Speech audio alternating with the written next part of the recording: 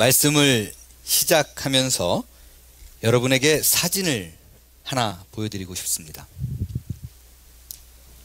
흉측해요?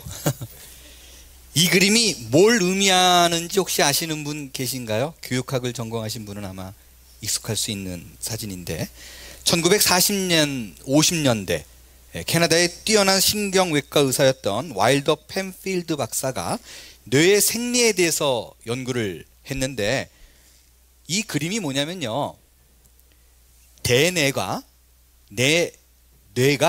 우리 신체 중에서 가장 민감하게 느끼는 부분을 표현한 거예요.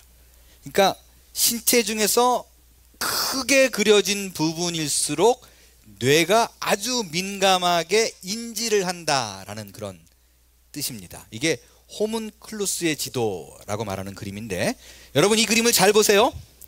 이 그림에 의하면 뇌가 가장 민감하게 반응하는 부분이 어느 부분이에요? 손. 예, 맞습니다. 손이에요. 그 손을 많이 사용하면 머리가 좋아진다라는 말 들어보셨죠? 이게 바로 호문클루스 그림을 바탕으로 나온 얘기입니다. 그래서요, 퍼즐, 뜨개질, 종이접기를 하면은 뇌 발달에 상당히 좋다고 합니다.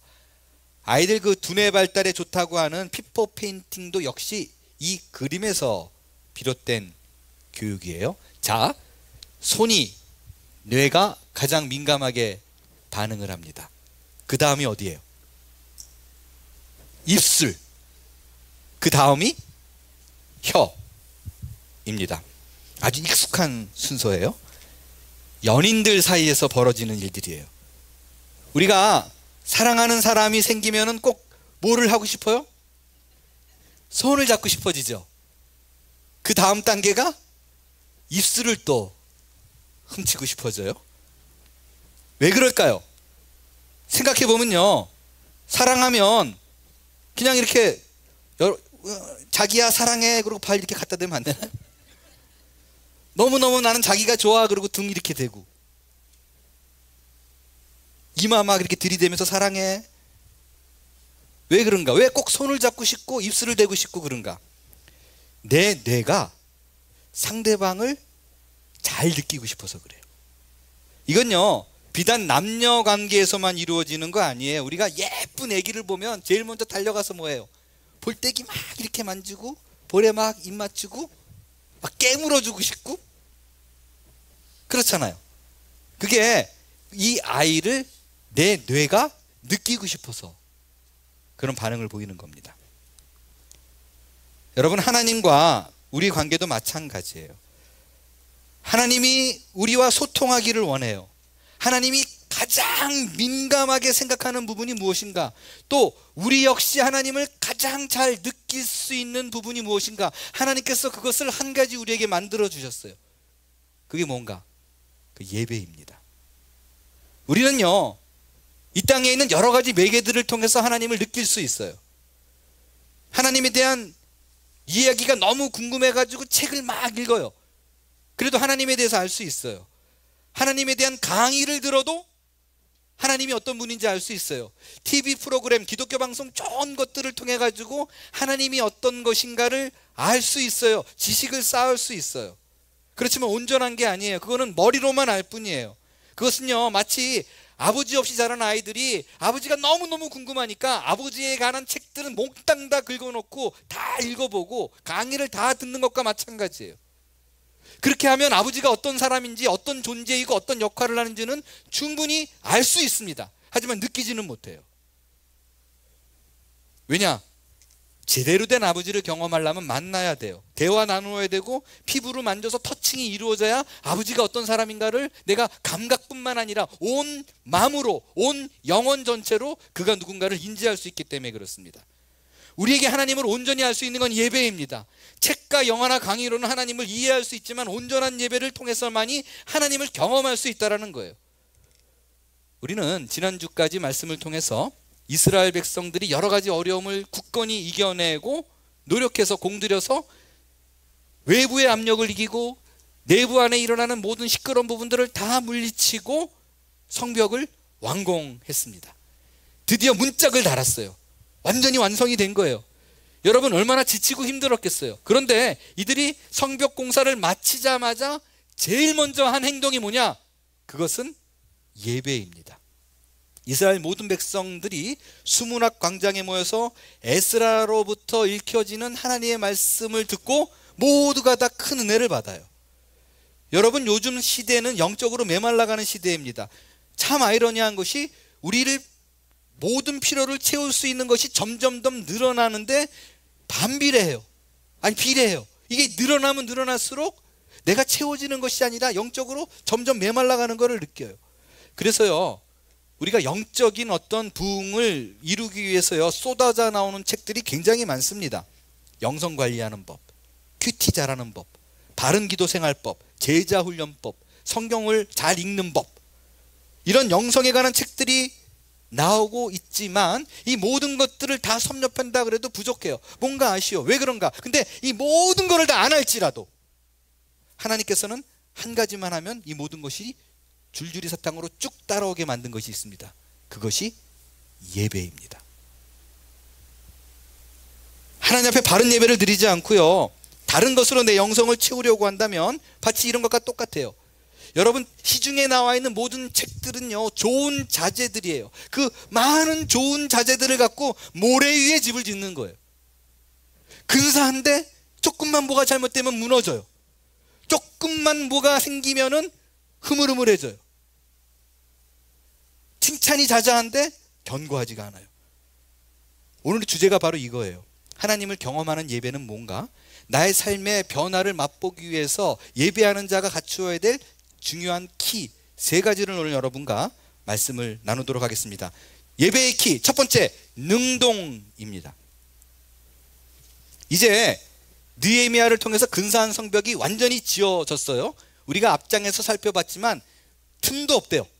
그죠? 완전히 지어졌어요. 그 완공된 날이 교회력으로 종교력으로 6월 25일이에요 52일 만에 지었어요.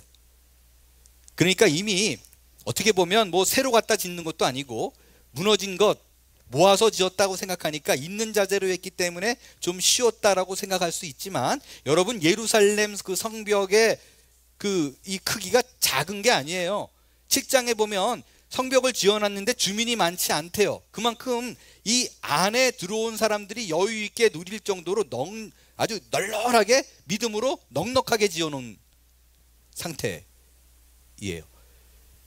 그 널널하게 지어놓은 예루살렘 성벽을요 아무리 재건이라 그래도 52일 만에 지었다는 걸 뭐를 의미하냐면요 진짜 공들였다는 거예요. 열심을 내어서 최선을 다해서 그 고를 위해서 뛰었다는 것을 나타내는 단적인 증거들입니다. 여러분 예루살렘 성벽이 완공이 됐어요. 이제 외부로부터 들어오는 침략에 대해서도 안전해졌어요. 그런데 기뻐해야 되잖아요. 내 목표를 이루어놨는데 허전한 거예요. 갈증이 여전해요. 그래서 그들이 고민했어요. 왜 그런가 생각을 했어요. 그래서 그들이 알아낸 게 뭐냐면 이것 때문에 그렇구나라고 생각해서 당시 말씀 연구가이며 제사장이었던 에스라에게 가서 무언가를 부탁합니다. 왜 갈증이 해결되지 않는가? 이것 때문이구나. 그 부족한 것이 무엇이었나? 1절을 한번 크게 읽겠습니다. 1절 시작. 이스라엘 자손이 자기들의 성읍에 거주하였더니 7째 달에 이르러 모든 백성이 일제히 수문학 광장에 모여 학사 에스라에게 여호와께서 이스라엘에게 명령하신 모세의 율법책을 가져오기를 청하매. 그들이 알았어요. 왜냐? 열심히 공을 다해서 만족스러워야 되는데 그렇지 않은 이유가 내 안에 영적인 허전함은 말씀이 채워지지 않아서 그렇구나 라는 것을 깨달았습니다. 여러분 그 어떤 좋은 것이 있더라도 하나님의 백성은 신자가 그 안에 말씀이 샘솟지 않는다면 그 안에 말씀으로 채워놓지 않는다면 영적인 갈증이 생기는구나라는 걸 깨달았다는 거예요. 그래서요 이들이 어떻게 했냐면 완공된 지 일주일이 채 지나기 전에 에스라에게 먼저 찾아가서 예배를 드려달라고 부탁을 했어요.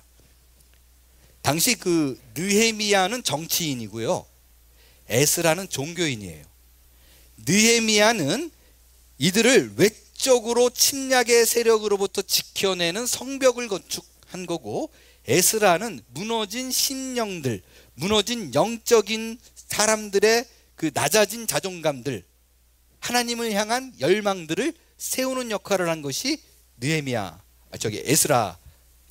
에스라였었어요. 여러분, 여기서 중요한 게 뭐냐면 이들이 먼저 예배를 드려달라고 에스라에게 요청했다는 거예요. 여러분, 하나님의 손, 하나님의 입술, 하나님의 마음을 느끼는데 가장 중요하고 필요한 도구가 무엇인가? 그것은 결단코 예배입니다. 그런데 여러분이 이 자리에 와서 진정한 하나님의 예배로서 하나님이 어떤 분인가를 정말로 느끼고 싶다면요, 다른 거 아니에요. 먼저 내가 적극적이 되어야 된다는 거예요. 먼저 내가 능동적이 되어야 된다는 거예요. 누가 꾸며놓은 것을 받아가지고 누리려는 생각이 아니라 내가 적극적으로 천국은 침노하는 자의 것이라는 생각으로 이 자리에 나와서 하나님이 누군가 알고 노력하고 하나님이 내게 어떤 은혜를 쏟아부어 주실 것인가라는 기대가 찬 능동이 있을 때 우리의 영적인 부족한 부분들이 채워질 수 있다라는 것입니다. 행여 여러분이 이 자리에서요, 그냥 습관대로 때 되니까 또 죄책감을 모면하기 위해서 이 자리에 앉아 있다면 여러분이 그 어떤 화려한 예배가 이 자리에서 진행이 된다고 할지라도 여러분과 상관없는 예배가 될 거예요. 왜냐하면 살아있는 예배의 경험은요, 설교자가 설교를 잘한다든가 찬양팀이 연습을 많이 해가지고 근사한 찬양을 올린다든가 그런 거 있지 않습니다. 그런 거 있지 않어요. 내가 이 자리에 참가해서 하나님을 만나고 싶어하는 능동적인 자세에 있다는 거예요. 그게 정말로 확실한 게 제가 그냥 하는 얘기가 아니라 오늘 느헤미야 8장에 보면 이 8장의 에스라를 통해서 드려지는 예배를 보면 정말로 알 수 있어요. 에스라가 한 거는요, 다른 게 아니었어요. 그냥 성경을 피고요, 쭉 읽었어요. 아무것도 딴 게 하지 않았어요. 예화를 들어서 설득하려고 그러는 것도 아니고요, 대지 완뚜뚜리 해가지고 이해를 돕기 위해서 하려고 그러는 것도 아니고, 저처럼 실력이 안 되면 파워포인트라도 좀 해보자 그래가지고 꾸며가지고 뭐 이런 것도 아니었어요. 그냥 있는 성경을 그대로 읽기만 했어요. 근데 백성들이 하나님의 임재를 느낍니다. 통곡하며 하나님 앞에 엎드리는 역사가 벌어지게 됐다고 성경은 얘기하고 있어요. 이 모든 은혜의 시작은 어떻게 됐는가? 백성들의 자세였어요. 백성들이 하나님을 향한 갈망이었어요. 예배를 드려야겠다는 그 안에 용섬숨치는 하나님을 향한 열망이었다는 것입니다. 연전에 한 2년 된 것 같은데 어느 젊은 찬양 인도자 목사님이 저에게 전화를 주셨어요. 제가 캘리포니아 있을 때였는데 부목사님이셨어요. 근데 그분이 섬기는 교회가 굉장히 보수적인 전통적인 교회였었어요. 찬송가만 하고 박수 치는 것도 최대한 자제하고. 그러니까 이 젊은 찬양 인도자 목사님이 막 얼마나 힘들었겠어요. 거의 뭐 이렇게 혼자만 하다시피 했었어요. 근데 희망적인 얘기를 들은 거예요. 뭐냐면 젊은 사람들, 그러니까 20, 30대, 30대 초반, 뭐 이런 40대 초반 이런 그 영커플들, 젊은 사람들이 목사님께 찾아와가지고, 그게 작은 교회가 아니었는데, 목사님 주일날 허락이 안 되면 제발 담임 목사님께 말씀을 드려가지고 수요 예배를 우리가 좀 할 수 있게 해달라. 수요 예배를 정말 이렇게 펄펄 뛰면서 그 컨템퍼러리 워십 서비스라 그러잖아요. 막 기뻐 뛰면서 젊은이들을 위한 예배를 좀 만들고 싶습니다. 근데 이게 수년을 요청하다가 어느 날 담임 목사로부터 허락이 떨어졌어요. 교회로부터 허락이 떨어졌어요. 그래가지고 수요일 날 1시간 정도의 예배를 그렇게 예배를 드리기로 하고 드렸는데, 그 전주에 그렇게 예배를 드렸대요. 근데 이분이 막 흥분해가지고 얘기하는 거예요. 그 막말로요, 그냥 편하게 얘기하면 빵 터졌다는 거예요. 그냥 찬양팀의 열정도 막 쏟아부어졌고 성령이 막 기름 붓듯이 물 붓듯이 막 그런 역사가 일어났다는 거예요. 그분이 이렇게 얘기해요. 역시 목사님, 요즘 세대의 사람은요, 요즘 분위기에 맞는 곡들로 해야 돼요. 그리고 슬쩍 얘기 들어보니까 은근히 그 깔때기예요. 깔때기란 표현이 뭔지 혹시 아십니까? 깔때기라는 말은요, 모든 얘기가 한 곳으로 모이는데 그게 자기 자랑이에요. 그 얘기를 들어보니까 약간 깔때기예요. 자기가 이제 잘했다 이거죠. 그리고 찬양팀이 그거를 위해서 얼마나 그날 또 호흡도 잘 맞고 기가 막히게 돼가지고 희망이 생겼대요. 수요일날 이렇게 예배를 드리기 시작하면 어쩌면 주일보다 더 활성화된 더 뜨거운 예배가 될 것 같습니다. 막 그렇게 얘기하더라고요. 그래서 제가 그렇게 막 그 매주 이제 이런 예배를 드리게 해달라고 그런 건의를 해볼까 그렇게 얘기를 한다는 목사님 앞에서 찬물을 그냥 확 던졌어요. 제가 뭐라 그랬냐면, 잘 들으세요 목사님, 그 예배가 그렇게 성공적으로 이루어지게 된 거는 목사님이 찬양 인도를 기가 막히게 잘해서도 아니고, 찬양팀이 그날따라 반주가 잘 되고 이래서도 아니고, 곡들이 신선하고 새로워서 젊은이들에게 착착착 맞아서도 아니다. 한 가지 이유가 그들이 먼저 찾아와서 요청했기 때문이다. 그들이 먼저 목말라고 간절한 마음으로 이렇게 예배를 했으면 좋겠다라는 그 열정이 폭발해서 나온 예배이기 때문에 그렇게 된 거다. 이게 단회적으로 딱 한 번 됐으니까 이렇게 됐지, 정기적으로 한번 해봐라. 매주 수요일마다 그렇게 들어보면 또 찬양팀 안에 문제 생기고, 또 그 찬양 갖고 시비 거는 말들 또 생기기 시작하고, 김 빠지는 일이 생기고, 한 1년 지나면 한두 명 또 빠지고 안 나오기 시작하고, 이러다 보면은 또 흐지부지 될 가능성이 없지 않다. 제가 일부러 좀 극단적으로 얘기를 했어요. 뭐 잘 될 수도 있는데 그 뒤로 얘기는 어떻게 되는지 몰라요. 여러분, 이게 굉장히 저는 중요한 포인트라고 생각을 해요. 여러분이 오늘 이 자리에 앉아 있는데 때 돼 가지고 억지로 그냥 앉아 있는 그런 예배라면, 앞에서 아무리 화려하게 예배를 인도해도, 제가 40-50시간을 준비해 가지고 설교를 한다 그래도 여러분에게 아무런 감흥이 없을 수 있습니다. 그러나 정말 올 때마다 예배를 사모하는 마음으로 오늘 하나님께서 나에게 무슨 말씀을 주실까라는 기대를 갖고 오게 된다면 이 예배는 살아나게 될 거예요. 근데 현실은 또 안 그렇잖아요. 여기 오신 분 중에 아침 늦자마자 오늘 예배 드리는 날이다, 우와 오늘 무슨 말씀을 나에게 주실까, 박수 치면서 막 이러고 오시는 분도 있겠지만 얼마나 과연 목사가 믿음이 없어서 오히려 굉장히 피곤해 지쳤지만 어떤 의무감으로, 무거운 마음으로 오는 분들이 적지 않을 것 같아요. 저는 왜 요즘의 예배가 생동감이 사라질까? 왜 한 주간의 모든 피로를 털어내는 것이 아니라 더 쌓아놓고 가잖아요. 월요일날 못 일어나고. 뭐 여러 가지 이유들이 있겠지만, 저는 그 중에 하나, 목사 입장에 그래서 요게 정말 문제다라고 생각되고 요것만 좀 바꿨으면 좋겠다라고 생각되어지는 하나의 컨셉이 있습니다. 그게 뭐냐면, 예배에 대한 인식, 예배에 대한 여러분의 개념 정의가 잘못됐어요. 우리는요, 예배 그러면 항상 어떤 생각이 먼저 들으면 즐겁다, 기분 좋다, 이게 아니라 헌신의 제사, 희생의 제사, 이게 먼저 있어요. 그렇기 때문에 예배 때는 헌신이 중요하다, 희생이 중요하다, 은혜 못 받으면 내 잘못이다, 왜 나는 헌신하지 못했을까, 마치 이런 말이 많잖아요. 예배는 무엇인가? 산제사로 나를 드리는 것이다, 나를 번제물로 바쳐라, 그러면은 모든 것이 하나님께 역사하실 것이다, 이런 얘기 많이 듣잖아요. 근데 그렇지 못하기 때문에 자꾸 내 탓이에요.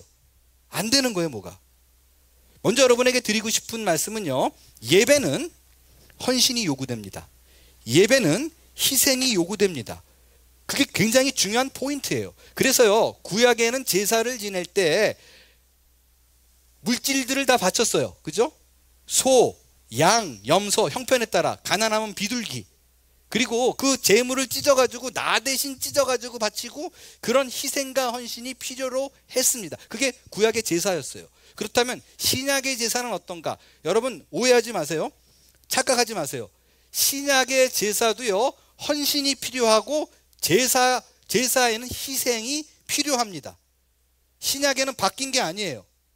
그런데 그 신약에서, 구약에서 요구하는 것은 사람이 직접 내 노력과 헌신과 수고를 해서 제물을 바쳤다면, 신약에서는요, 내 헌신과 희생을 하나님께서 중요하게 보는 것이 아니라 그거 대신해서 그리스도께서 단번에 자신의 몸을 제사로 바쳤다라는 것입니다.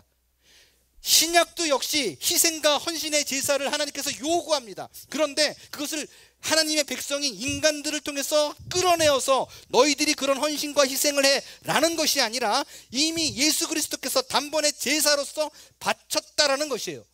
그것이 바로 복음입니다. 히브리서에 보게 되면 분명히 그렇게 얘기해요. 염소와 송아지와 피로, 이거는 구약의 제사였어요. 그걸로 하지 않는데요, 내 노력과 수고로 하지 않는데 오직 자기의 피로, 그리스도의 피로 영원한 속죄를 이루사 한 방에 끝냈다는 거예요. 한 번에 끝냈습니다. 갈라디아서 1장 4절 우리 한번 같이 읽겠어요. 시작. 그리스도께서 하나님 곧 우리 아버지의 뜻을 따라 이 약한 세대에서 우리를 건지시려고 우리 죄를 대속하기 위해서 자기 몸을 주셨으니. 예, 바로 이 부분입니다. 그러니까 예배의 자리가요, 내가 한 주간 힘들게 너무너무 살아왔는데 이곳에 와서 다시 한번 그 진액을 다 쏟아내는 자리가 아니라고요. 이 자리에 와서 여러분이 해야 될 일은 뭐냐면요, 내 헌신과 희생이 우선되어서는 안 돼요. 만약에 내가 주님의 기쁨 되기 위해서 열심히 노력해서 살아내가지고 내가 한번 예배를 드려보리라 라고 생각하는 것은요, 그리스도의 피를 희석시키는 거예요. 복음을 흐리게 하는 거예요. 내 노력과 헌신과 수고로 내가 은혜를 받는 것이 아니라 이곳에 와서 여러분이 해야 될 것은 그리스도에 대한 묵상입니다. 예수 그리스도께서 나를 위해서 그 희생을 치렀다는 것을 믿고 그분께 던지는 거예요. 그럴 때 우리는 복음의 자유함을 누리게 될 것입니다. 그래서 옛날에는 짐승을 찢어놓으면서 저게 나 대신 죽어야 되는데, 내가 죽어야 되는데 나 대신 죽었구나라고 짐승을 보면서 소스라치게 놀랬다면, 이곳에 와서 여러분들은 내가 어떤 희생을 드릴까 이전에 그리스도의 십자가를 묵상할 수 있게 되길 바라요. 그럴 때 우리의 예배가 살아날 거예요. 여러분, 이 예배의 자리는요, 한 주를 치열하게 살았는데 헌신과 희생을 강요하는 자리가 돼서는 안 됩니다. 제가요,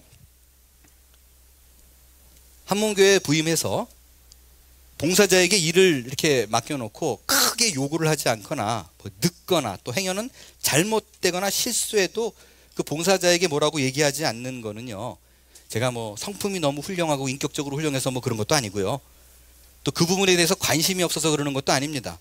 왜냐하면 그 헌신과 희생은 강요되어서는 안 되는 거기 때문에 그래요. 만일 제가 여러분에게 그리스도의 십자가의 이름을 들먹이면서 예수 그리스도께서 이런 희생을 지셨으니까 우리는 그 발뒤꿈치라도 쫓아가야 되는 삶을 살아내야 됩니다라고 말을 한다면, 여러분이 조금은 죄책감으로 헌금도 더 할 수 있겠고, 조금은 길티 필링, 그걸 벗어나기 위해서 어떤 봉사와 또 일을 하는 사람들이 늘어날 수는 있겠죠. 그러나 그거는 복음에 반하여 가는 길입니다. 예수 그리스도의 십자가 은혜가 가리게 되는 거예요.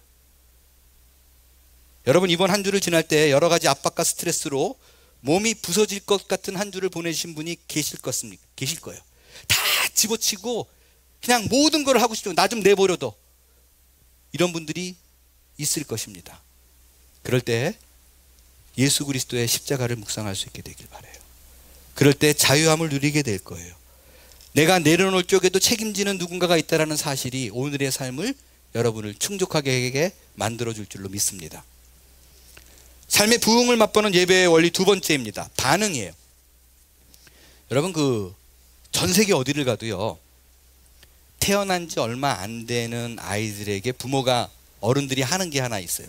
이건요, 어느 나라 어느 문화, 이건 뭐 거의 똑같은 것 같아요. 애를 달래기 위해서, 애를 즐겁게 하기 위해서 하는 게 있죠. 이렇게 안고 뭐해요? 어르르르 까꿍. 이거 다 해보셨잖아요, 그죠? 그 미국 사람들도 피카푸, I see you, 뭐 이런 거, 피카푸, 뭐 이런 거 해요, 그죠? 왜 이걸 해요? 이걸 하면 대부분의 어린이는 반응해요. 어떻게 반응해요? 까르르르 또 웃어요. 그러면 또 이 웃는 게 좋아가지고 또 계속해요. 까꿍 까꿍. 이건 할아버지들이 그 딴 거는 못해도 막 그거는 또 재밌어서 계속 하잖아요, 손주들이. 그 아이의 반응이 그거를 행하는 사람도 웃게 하고 주위에 있는 사람도 행복 바이러스를 막 흘리게 만듭니다. 느낌이 아시는 분들 위해서 영상으로 준비했습니다. 보겠습니다. 볼륨 크게 해주세요.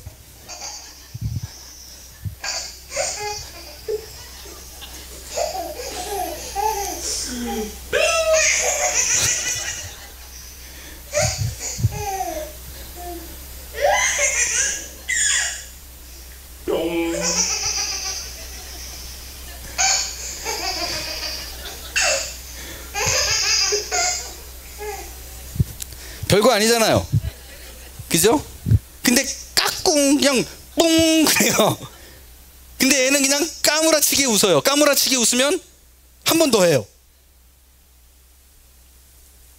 여러분, 이건요, 소통에 있어서 굉장히 중요한 포인트예요. 그 인간관계 소통 세미나에 가면요, 이 얘기를 꼭 합니다. 까꿍하고 애들, 요거는 거의 뭐 교과서적인 얘기예요. 부모가 자기의 어린 자녀들에게 까꿍, 삐까뿌 하는 이유가 있어요. 단순해, 애들이 반응하기 때문에 그래요. 내가 했는데 아이가 자기가 갖고 있는 모든 감정을 막 그대로 표현하잖아요, 숨김없이.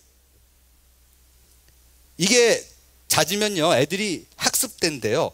그러니까 부모가 까꿍 그러면 이제 내 순서구나, 그거 안 돼요. 그래서 까르르 할 적에 계속 웃지 않고 또 기다린대요, 까꿍 할 때까지. 또 까꿍 그럼 또 까르르 해주고, 또 가만히 쉬었다가 부모 반응할 때 your turn 그러는 거죠. 또 까꿍 그럼 또 자기 턴으로 반응하고. 여러분, 하나님 앞에서도 똑같습니다. 하나님은요, 이 예배를 통해서 계속해서 끊임없이 우리를 건드려요. 우리에게 말씀하세요. 예배를 통해서 우리의 마음과 영혼을 터치합니다. 그럴 때에 우리가 반응하는 게 중요해요. 이 반응을 해야지 예배가 일방통행이 아니라 쌍방에 이루어지는 소통으로 발전하는 거예요. 오늘 8장에 드렸던 예배가, 에스라의 예배가 성경을 읽는 것으로 시작해요. 그런데 이스라엘 백성들이 이 예배가 진행되어지는 동안에, 하나님의 말씀이 선포되어지는 동안에 가만히 있지 않았어요. 어떻게 했는가? 6절을 같이 읽겠습니다. 시작. 에스라가 위대하신 하나님 여호와를 송축하며 모든 백성이 손을 들고 아멘 아멘 하고 응답하고 몸을 굽혀 얼굴을 땅에 대고 여호와께 경배하니라. 모두 다 반응했어요. 근데 어떻게 반응했느냐? 송축했대요. 하나님을 찬양할 때에 이들은 가만히 있지 않았어요. 손을 번쩍 들고 아멘 아멘 그랬습니다. 이게 예배에 대한 반응이에요. 여러분, 정말 믿어주시길 바라는데, 제가 말씀 끝나고 찬양할 적에 손을 드세요 그러는 게 분위기 잡으려고 그러는 거 정말 아니에요. 정말 아니에요. 뭐 어떤 사람은 왜 벌 세우냐 그럴 수도 있겠고요. 예? 자꾸 인간적으로 뭐 이렇게 유도해, 이게 아니라 성경에 찬양할 적에 이들이 반응했어요. 어떻게 들었느냐? 손을 들었어요. 아멘 아멘 했다고요. 성경의 내용들을 여러분에게 전하고, 이 예배가 구약시대에 드렸던 그 뜨거운 예배로 발전하길 원하는 마음으로 여러분에게 말씀을 전해드리는 거예요.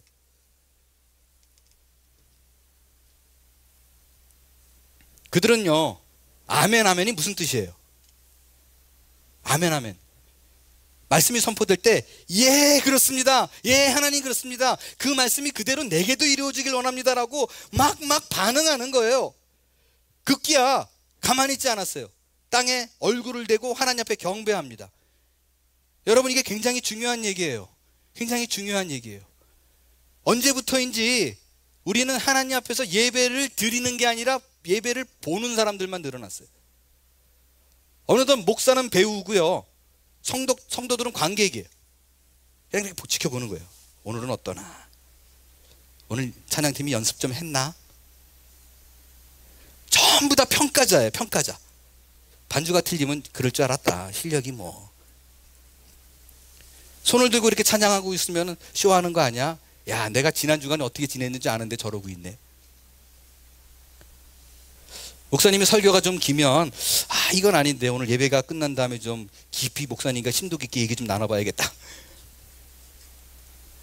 여러분, 이런 생각이 꽉 차 있으면 우리는 은혜를 받을 수가 없어요. 성령의 기름 부음이 있는 예배가 될 수 없다라는 거예요. 여러분들이 예배의 주역이 될 수 있게 되길 바랍니다. 아멘 좀 크게 해주세요.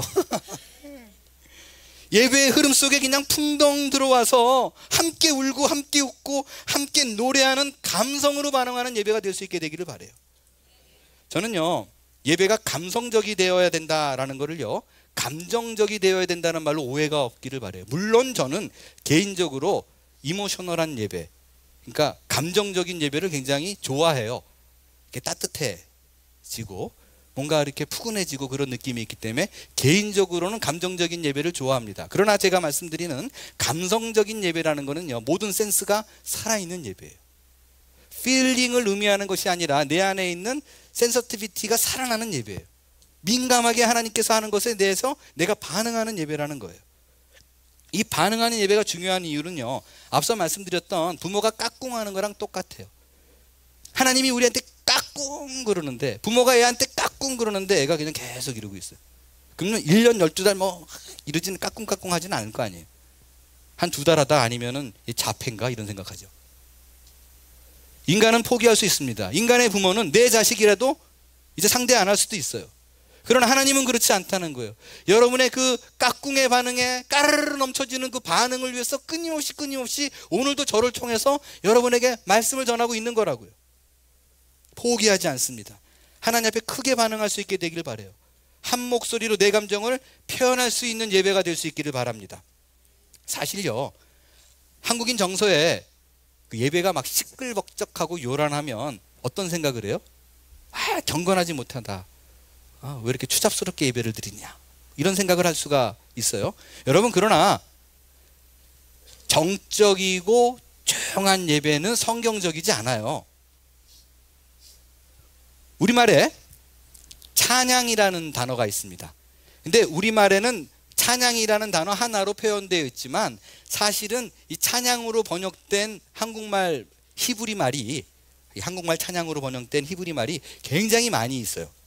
그걸 다 찬양으로 그냥 묶어서 표현했는데, 이 찬양이라는 단어가 가장 많이 쓰였던 히브리 말이 뭐냐면 할랄이에요. 할랄이 찬양이라는 뜻입니다. 이 할랄의 원어의 의미가 뭐냐면요, 자랑하다, 칭찬하다, 요란벅적 시끄럽게 하다, 바보스러울 정도로 시끄럽게 하다라는 뜻이 있어요. 이게 찬양에 165번이 나와요. 할랄이라는 단어가. 여러분, 그 할렐루야라는 단어 있죠. 이게 이 할랄에서 나온 단어예요.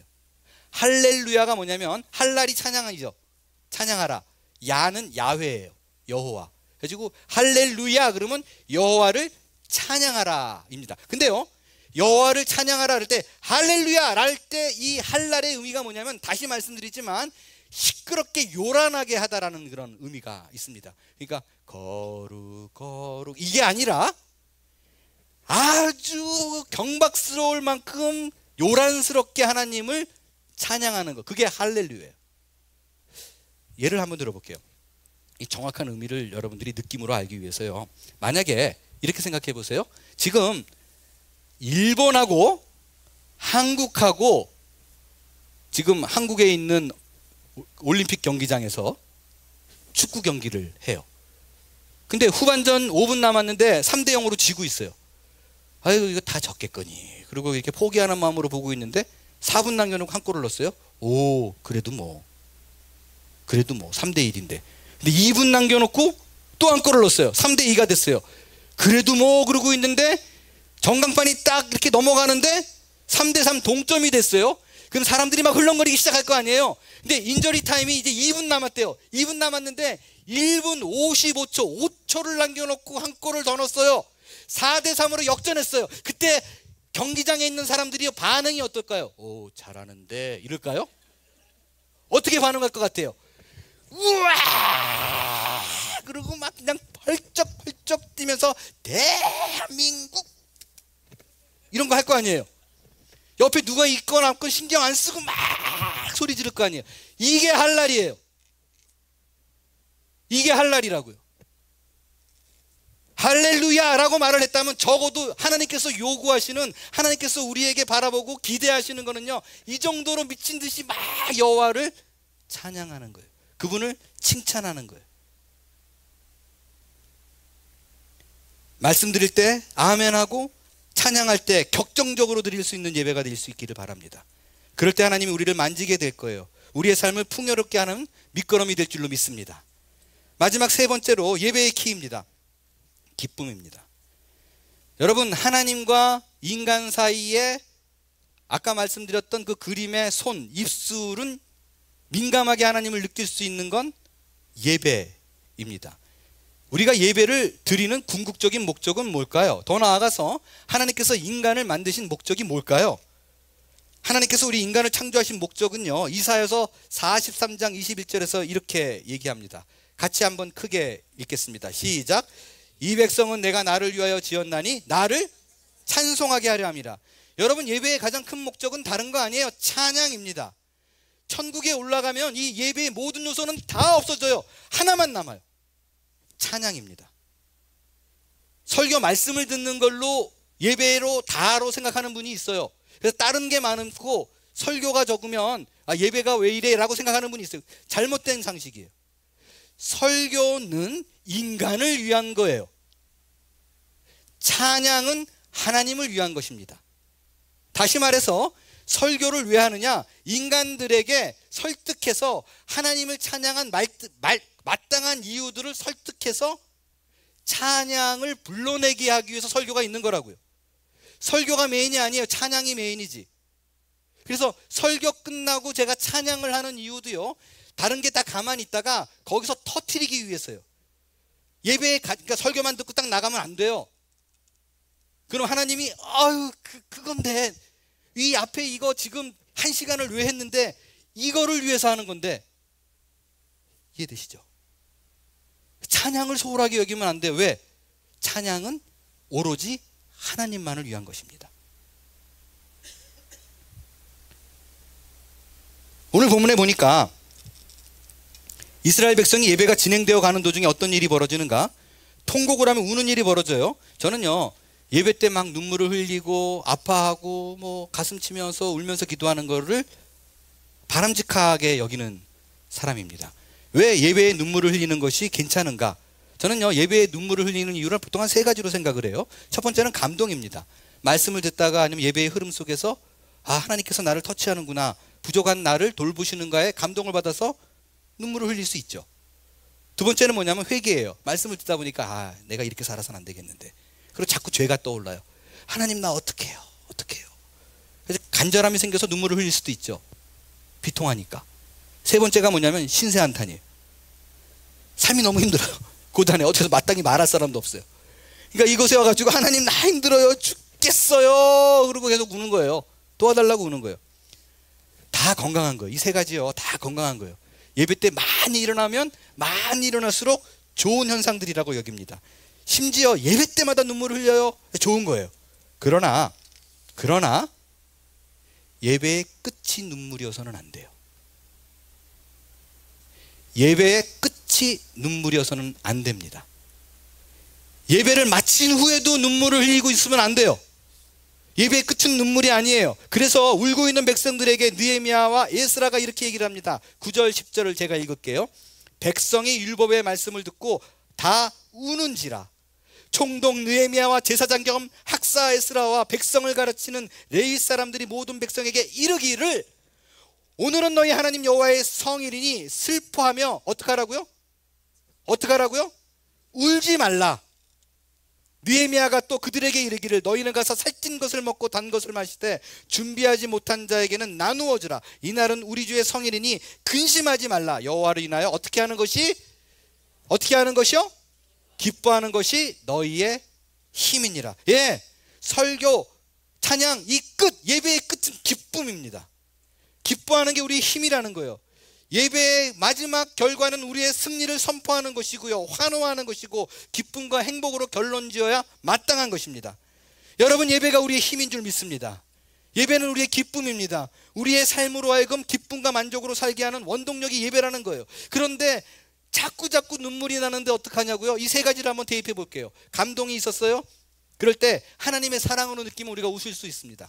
회개, 내 죄가 너무 뜨거워가지고 도대체 견딜 수가 없어요. 이거는 하나님께서 나를 용서한다라고 생각하면은 우리가 웃을 수 있습니다. 마지막에 신세한탄을 너무나 심하게 했어요. 그럴 적에 하나님께서 내 기도를 들으실 거야, 내가 변화될 거야 라는 기대가 있다면요, 우리 예배의 마지막은 웃을 수 있는 거예요. 얼굴에 빛이 나게 될 것입니다. 예배는 누림이고 교회 봉사와 헌신, 그것은 희생이 아니라 기쁨에 대한 반응이에요. 여러분이 이 모든 것을 통해서 하나님께 기쁨을 얻었다면 희생해야지, 나는 좀 주님의 기쁨이 되고 싶어가 아니라 너무나 자연스럽게 내가 하나님을 위해서 무엇을 할까가 생겨나는 거예요. 근데 분명히 이분, 여기 계신 분들 중에 아무리 제가 이렇게 얘기를 해도 실제 삶이 너무 공고한 분들이 계실 거예요. 앞뒤를 살펴봐도 도대체 내가 웃을 근거가 없어요. 그런 분에게 제가 목사로서요, 성경이 강력하게 얘기하고 있는 한 가지를 여러분에게 권하고 싶습니다. 그게 뭐냐면 바라봄이에요. 문제를 바라보는 것이 아니라 예수를 바라보는 것이에요. 그냥 아무것도 하지 않고 어려운 문제가 생겼을 때 나의 삶을 곤고하게 만드는 일이 생겼을 적에 그것을 바라보는 것이 아니라 예수를 묵상하는 거예요. 고통을 이길 수 있는 유일한 힘은 예수를 묵상하는 것입니다. 그분을 바라보고 십자가를 묵상할 때에 흘러넘치는 것이 기쁨이에요. 여러분, 그 우리말에 계절을 뜻하는 말 중에 봄이라는 단어 있죠. 봄, 여름, 가을, 겨울 할 때 그 봄. 이 봄이라는 단어의 유래가 어디서 나왔는지 혹시 아세요? 그거는 본다라는 말에서 나왔어요. 본다, 바라본다. 본다, 봄. 봄은 곧 생명입니다. 봄은요, 차갑게 얼음처럼 굳어져 있는 그 땅에서 생명이 솟아오르는 거예요. 생명이 피어나는 걸 상징합니다. 영어의 스프링도요, 봄이잖아요. 스프링이 뭐예요? 용솟는 기운, 활력, 생기를 뜻하는 그 절벽 사이에 뚫고 올라오는 샘물을 뜻합니다. 그게 스프링이에요. 죽어있는 고통의 시간을 새롭게 탄생하는 것이 봄이에요. 그렇기 때문에요, 내가 무엇을 바라보는가, 내가 무엇을 묵상하고 있는가가 그 대상이 내게 생명이 되어 역사합니다. 내가 문제를 바라보면 문제가 내 안에서 용솟음치지만 예수를 바라보면 그 예수의 생명력이 내 안에 들어오는 거예요. 그래서요, 하나님께서 아브라함을 교육할 때요, 밖으로 불러냈어요. 그래서요, 너의 자손을 하늘의 별과 같이 많게 하리라 라는 말을 할 적에 말로 해도 되잖아요, 하나님인데. 근데 그렇게 하지 않았어요. 자고 있는 아브라함을 깨우다가 밤중에, 한밤중에 불러놔서 뭐를 해요? 하늘을 보래요. 별 있잖아, 별 많지? 네 자손 내가 이렇게 만들어줄게. 아브라함은 그 이후로 많은 시간 속에서 밤과 같은 어둠의 시간을 지날 적에 하나님께서 보여줬던 그 별을 묵상할 수 있었을 것입니다. 그래서 힘을 냈을 거예요. 모세가 이스라엘 백성들을 이집트에서 끌어냅니다. 근데 이들이 홍해바다라는 거대한 물 앞에서 절망을 해요. 소스라치게 놀랍니다. 왜? 이 물은 나를 망가뜨리는 거예요. 물은 나를 죽이는 거예요. 그래서 모세를 원망합니다. 어떻게 할 거냐고 책임지라고 아우성칩니다. 그때 여러분, 모세가 한 말이 뭔지 아십니까? 모세는 하나님을 바라봅니다. 그래서 뭐라고 얘기했냐면, 너희는 가만히 있어 여호와께서 오늘날 행하시는, 너희를 위해서 행하시는 구원을 보라라고 얘기를 해요. 너희가 갖고 있는 시선을 물을 보지 말고 하나님께 두라고 얘기해요. 근데 참 재밌는 게 뭐냐면요, 물을 봤을 적에는 물이, 그 고통이 내게 생명력으로 막 역사합니다. 너무너무 힘들어요. 근데 하나님을 보니까 어떤 일이 일어나요? 그 문제가, 그 물이 나에게 악영향을 주는 것이 아니라, 문제가 이집트의 군사들이 내가 문제로 생각했던 거기에 수장이 돼버려요. 문제가 오히려 나를 도와주는 도구로 작용합니다. 그게 어떤 일이 있을 때 가능했는가? 시선을 하나님께 둘 때, 하나님을 바라볼 때 역사되는 거예요. 말씀을 마치겠어요. 느헤미야는 성벽 재건의 힘겨운 모든 역사를 다 이룬 후에 제일 처음에 한 일이 예배입니다. 아마요, 느헤미야는 하나님 앞에서 이 말을 하고 싶었던 것 같아요. 하나님, 내 삶의 첫 번째는 예배입니다. 내 삶의 첫 번째는 하나님이에요. 하나님 기억하세요? 내가 이 성벽 건축을 시작했을 때 나는 양문을 지었어요. 하나님을 예배하는 문을 먼저 지었습니다. 그거 꼭 기억해 주기를 바라요. 하나님, 성벽 재건이라는 그 어려운 사역이 시작되었을 때도 나는 하나님이 우선이었습니다. 나는 군대를 소집하지 않았어요. 먹고 살 거를 걱정해서 장로들을 모아놓고 미팅을 하거나 그러진 않았습니다. 하나님을 예배했습니다.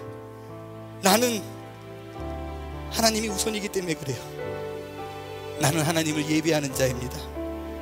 하나님을 예배하는 걸 통해서 나는 하나님께 이걸 보여드리고 싶어요. 내 삶의 전부는, 내 삶의 첫 자리는 하나님입니다.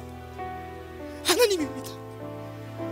하나님을 소중하게 여기는 내 마음을 기억해 주세요. 이것이 느헤미야가 하나님을 향한 간절한 외침이었어요. 우리 역시 그렇게 될 수 있기를 바랍니다. 하나님을 능동적으로 예비하고 격렬한 마음으로 반응하고 기쁨으로 주 앞에 예배할 때 하나님이 여러분을 만질 거예요. 하나님을 바라보는 그 시선 속에서 예수 그리스도의 팔 벌리고 우리를 향하시는 거룩한 하나님의 음성을 모두가 듣게 될 줄로 믿습니다.